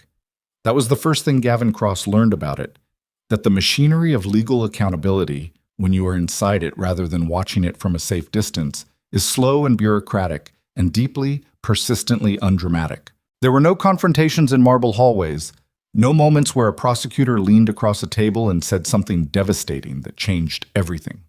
There were instead conference rooms that smelled like recycled air and bad coffee, and documents, enormous quantities of documents, and attorneys speaking in the careful, qualified language of people who have learned that precision is the only protection against the ways that words can be used against you. Agent Walsh's office was on the 7th floor of a federal building in downtown Boston that had all the architectural ambition of a filing cabinet. Gavin went there on Thursday, as requested, with Helena Strauss beside him, and he told the truth. Not a managed version of it, not a shaped version, not the version that minimized his role and distributed responsibility across a team. The truth. All of it.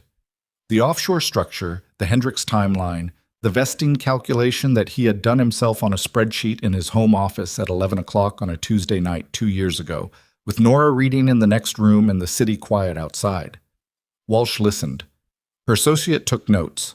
Strauss occasionally touched Gavin's arm in the way attorneys touch clients when clients are saying things that are legally risky but factually necessary, the touch of someone who has accepted that their client has made a decision they can't reverse. The session lasted 4 hours. At the end of it, Walsh set down her pen and looked at Gavin across the table with the evaluative attention he'd come to recognize as her primary mode of engagement. "Mr. Cross," she said, "in my experience, people in your position tend to arrive here having decided in advance exactly how much truth they're willing to provide. They've run the math, calculated the minimum viable disclosure." She paused. "You did not do that today." "No," he said. "May I ask why?" He thought about the letter in his jacket pocket, where he'd been carrying it for 2 days now, slightly more creased than when it arrived. He thought about a specific line. "I was wrong about whether you could come back from it. Because someone I used to know did me the favor of believing I still could," he said, "and I didn't want to make her wrong." Walsh looked at him for another moment. Then she picked up her pen and wrote something, and he had no idea what it was, and it turned out not to matter as much as he'd expected. The cooperation agreement took 3 weeks to finalize. It was not a get-out-of-jail arrangement. Strauss had been clear about that from the beginning, and Gavin had been clear that he understood. There would be consequences. The offshore structure would be unwound, the redirected assets recovered as fully as possible, penalties assessed. He would face a consent decree with the SEC. His ability to serve as an officer or director of a public company would be suspended for 7 years. He would pay, in the most literal sense of the word. The number, when Strauss finally told him what the settlement figure looked like, was large enough that the penthouse went on the market the following week. He didn't mind the penthouse. He minded it less than he'd expected. He found a 1-bedroom apartment in Cambridge, near the university, 4 blocks from the basement where Cross Meridian had started, and he signed a lease and moved in with what fit in the back of a rented van, which was not very much and felt, in a way he couldn't fully articulate, like a relief.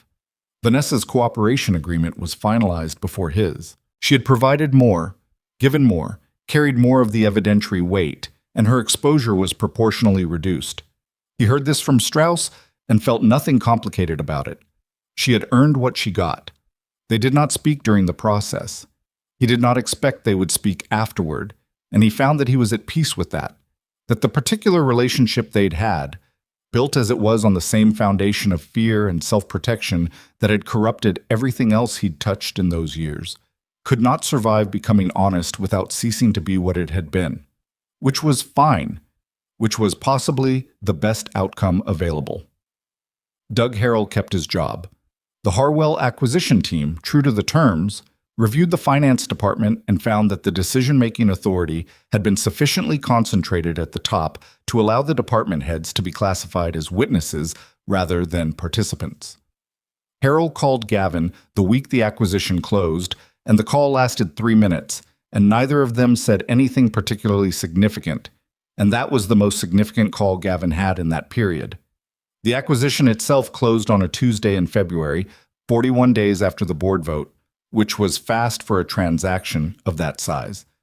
Fast enough that Gavin understood, without being told, that someone had applied pressure to the process from the side of the Harwell corporate structure, and that the pressure had been applied specifically to ensure the employee vesting acceleration happened before the end of the fiscal quarter. He heard through Strauss, who heard it from Greta Solano, who did not volunteer the information but did not deny it when asked, that the acceleration of the closing timeline had been suggested by someone in the Harwell investor group. He did not ask which investor. He already knew. The morning the acquisition closed, he was in Cambridge, sitting at the desk in his one-bedroom apartment with a cup of coffee and a second-hand chair that was not comfortable but was functional, reviewing the onboarding materials that the Harwell transition team had sent him for the advisory role. The role was narrow. No operational authority, no executive function, no board representation. He would mentor mid-level managers.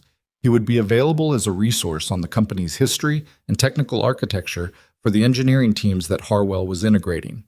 He would attend no press events, make no public statements, have no visible role in the company's external presentation. It was, objectively, a considerable diminishment from where he'd been. He sat with his coffee and read the onboarding materials and found that he was genuinely interested in them. That the questions they raised, how do you integrate two engineering cultures without losing what either of them built? How do you preserve institutional memory during a transition? How do you tell 43 engineers that the work they've been doing matters to people who have just bought the company and could have gutted it but didn't?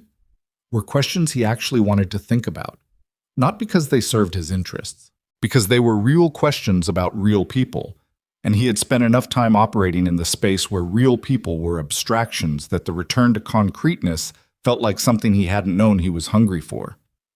He had been in the advisory role for 3 weeks when Elena Vasquez called him. He didn't know the name at first. It was only when she introduced herself, former DOJ forensic investigator, currently private practice, that he placed it, and then he placed it very specifically.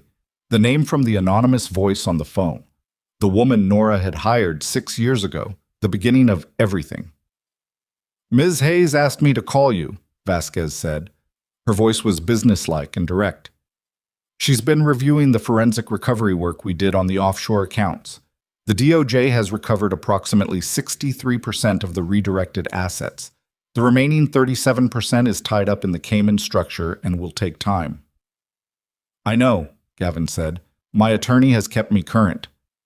"There's something you don't know," Vasquez said. "Ms. Hayes has been working with the recovery team to designate the recovered assets. Where they go, once the penalties are settled and the victim's fund is established." A pause. "She's asked that a significant portion, be directed to a foundation she's establishing." "The Hayes Foundation," Gavin said. A short silence. "You've heard of it," Vasquez said. "I heard she was planning something." He hadn't heard the name until this moment. He sat with it for a second. Hayes Foundation. Her name, not Cross, the name she'd been born with and had returned to. "What does she want me to know about it?" "She doesn't want you to know anything specific about it," Vasquez said. "She asked me to call because there's a legal consideration. Some of the assets being directed to the foundation are derived from your corporate holdings. Your attorneys will need to sign off on the allocation." A beat. "But she also asked me to tell you what the foundation does." He waited. "Emergency legal assistance for women leaving difficult situations," Vasquez said. "Financial literacy programs, emergency housing partnerships, career development resources. She's partnered with 3 law schools for the legal assistance arm and 2 credit unions for the financial programs." Another pause. "It opens in April. She already has a waiting list." Gavin set his coffee down on the desk. He looked at the wall of his Cambridge apartment. No art on it yet.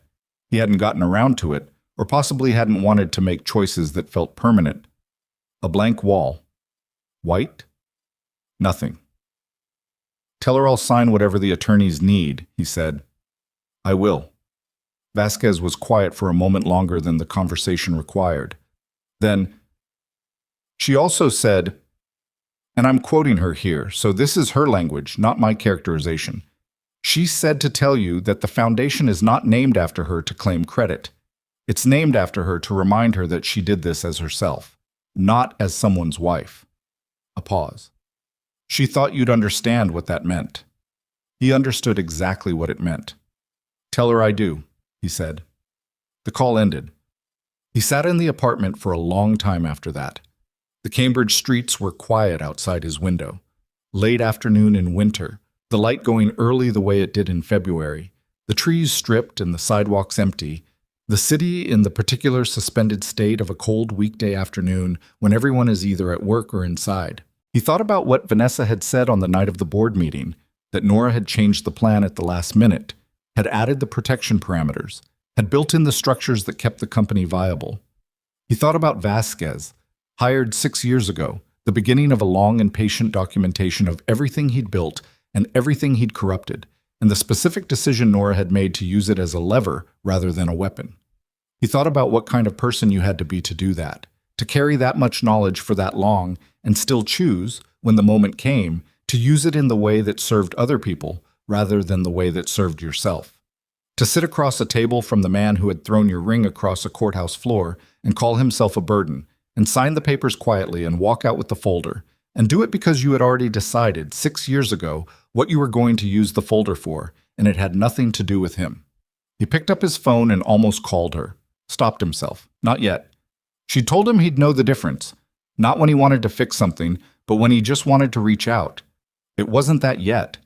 He still wanted, underneath everything, to fix something, to say the right words that would reconstruct what he'd broken. That was not the reaching out she'd described. That was still the old habit. He put the phone down and sat with the want and the restraint, and after a while the restraint became easier, and he went back to the onboarding documents, and the afternoon moved into evening. Spring came slowly that year. March was cold and wet, and Boston was not kind about it. April arrived without much enthusiasm, the trees making tentative gestures toward leaves that retreated again when the temperature dropped. But by the middle of April, the light was different, longer, with actual warmth in it, the kind of light that changes how streets look and how people move through them. The Hayes Foundation opened on April 14th. Gavin knew the date because Greta Solano's office had sent the document execution paperwork at the end of March, and the cover letter had mentioned the opening date in the context of the timeline for the asset allocation.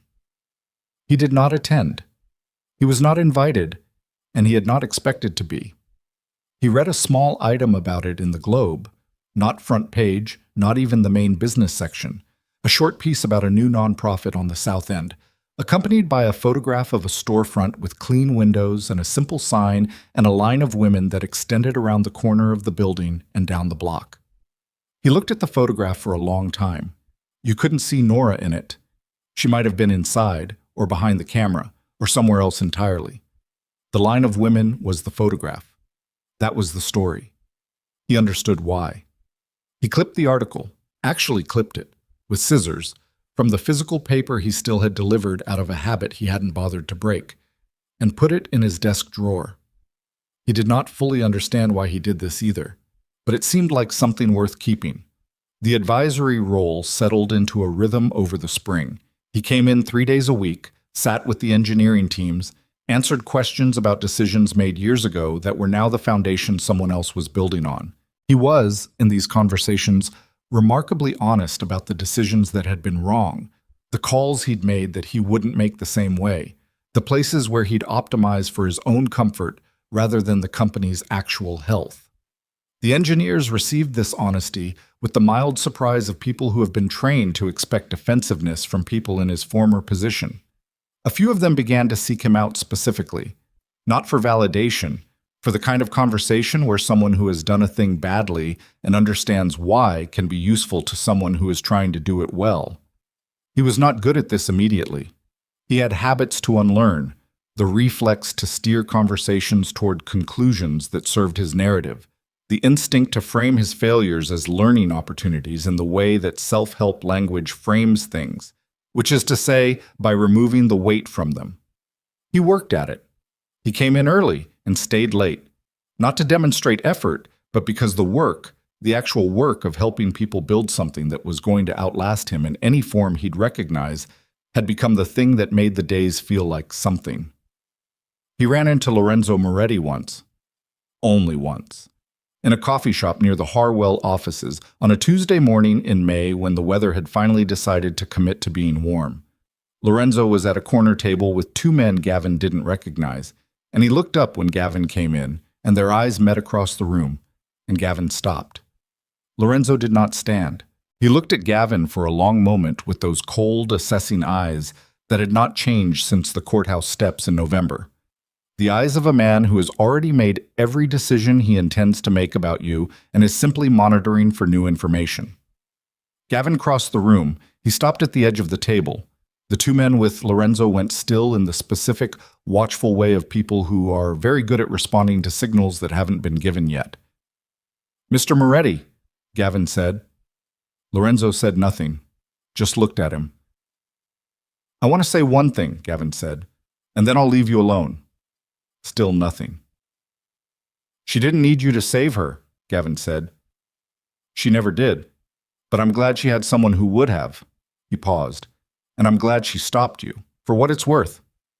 Lorenzo was quiet for a moment. His expression did not change in any dramatic way. No thaw, no acknowledgement, nothing cinematic. But something in it shifted by a fraction, the way a door shifts when the wind changes direction, just enough to register. "Get your coffee, Cross," Lorenzo said. His voice was neutral. Not warm, not hostile. Neutral, which was more than Gavin had expected. Gavin went to the counter and ordered his coffee and left without looking back. Outside in the May sunshine, he stood on the sidewalk and breathed the spring air and thought that neutral was enough. That neutral, from a man like Lorenzo Moretti, was not a small thing. It was, in its way, a form of acknowledgement that carried real weight, and he would take it. He was mentoring a young project manager named Kezia Okafor when the moment he'd been waiting for finally arrived. Kezia was 28, 2 years into the company, with the specific combination of technical precision and people instinct that Gavin recognized as the thing that made some people builders and others merely competent. She had started coming to him with questions in March, and by May their sessions had become a weekly standing appointment in a small conference room on the 38th floor where the view was of the financial district rather than the harbor, which Gavin found he preferred. They were discussing a personnel conflict on her team, a senior engineer who was technically excellent and interpersonally difficult in ways that were beginning to affect output. When Gavin's phone lit up on the table, he saw the name. He'd added it to his contacts 3 months ago, not because he intended to call it, but because he wanted to know when it called him. Nora Hayes. He looked at it. Keziah, across the table, said, "Do you need to—" "1 minute," he said. He picked up the phone and walked out to the hallway. "Nora," he said. "Gavin." Her voice was the same. He'd expected it to sound different, more distant, more official, marked somehow by everything that had happened. It sounded like her. "I'm not calling about the foundation paperwork. That's handled." "Okay," he said. "I'm calling because I'm standing outside the Middlesex County Courthouse." A pause. "I just finished a hearing. We got emergency housing for 17 women from a shelter that lost its city contract last week. The judge ruled in our favor." Another pause. "And I was standing on the steps and I thought about last November, about different courthouse steps." He stood in the hallway of the 38th floor with his hand against the wall and his eyes closed.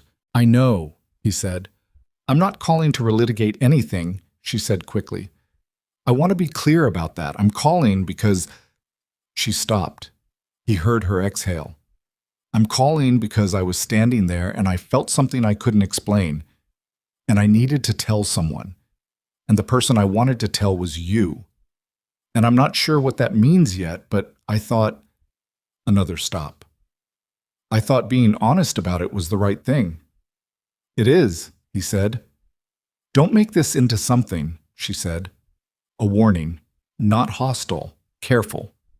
The care of someone who has built something fragile and knows it. I'm not ready for this to be something. I know, he said.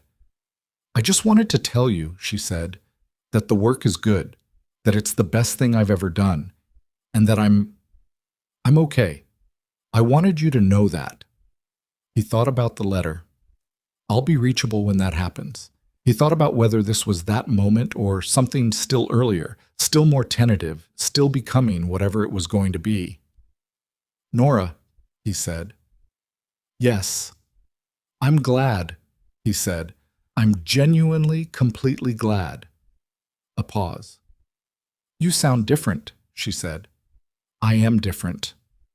Don't oversell it, she said, and there was something in her voice that wasn't quite warmth and wasn't quite humor, but lived in the same neighborhood as both, and it was the most real thing he'd heard in months. I'm not selling anything, he said. I'm retired from that. She made a sound that might have been a laugh. Short, barely there, but there. I have to go, she said. We have an intake appointment at 3. Go,